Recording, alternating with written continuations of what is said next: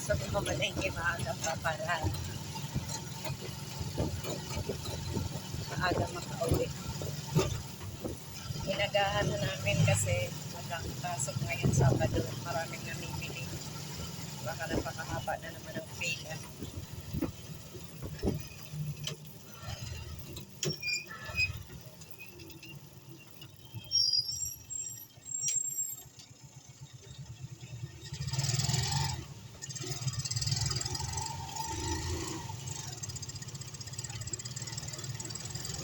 Dito kami dumadaan sa private road dahil madali lang papuntang palengke. So, doon kami dumadaan sa main road. Maraming sasakyan nandoon. Kaya dito, pag pumasok ka dito, 5 pesos ang bayad.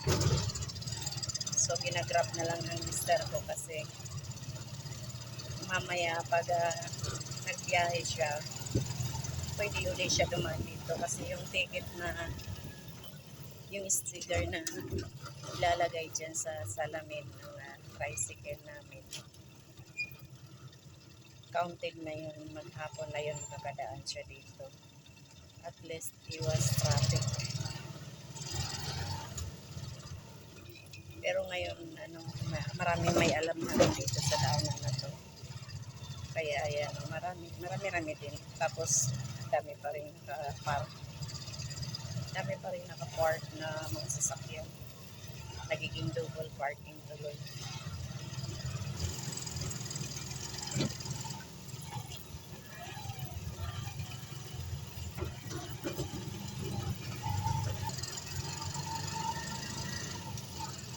Pero yung aking binibilihan na grocery, dito pa banda yun. Pero diliritso muna ako ng palengke dahil wala na ako sibuyas. Bibili ako hotdog. Kasi dami rin naghahanap ng hotdog pag madaling araw. Madaling araw talaga. Palengke kasi bibili ako ng sibuyas, bawang, luya. Saka hotdog.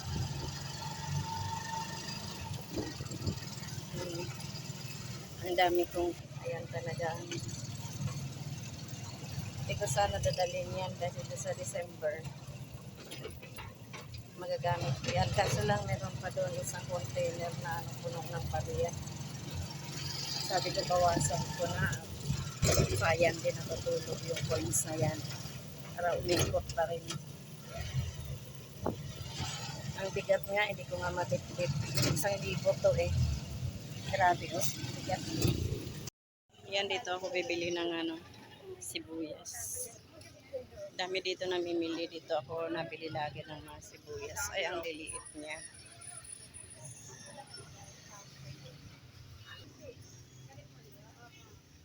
Ito yung mga pantindang sibuyas.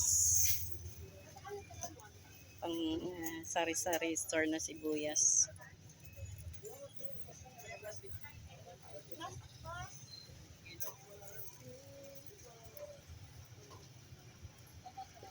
Yung isang gamitan lang.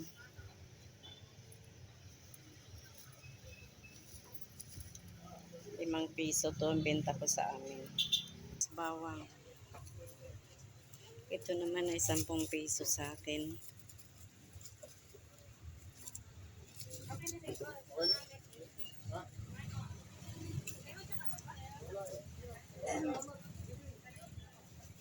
Tapos puti na sibuyas. May naghahanap sa akin.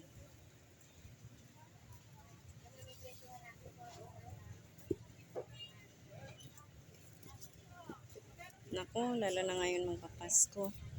Siksika na naman dito sa palengke. Ay. Kabili ako ng may naghahanap kasi.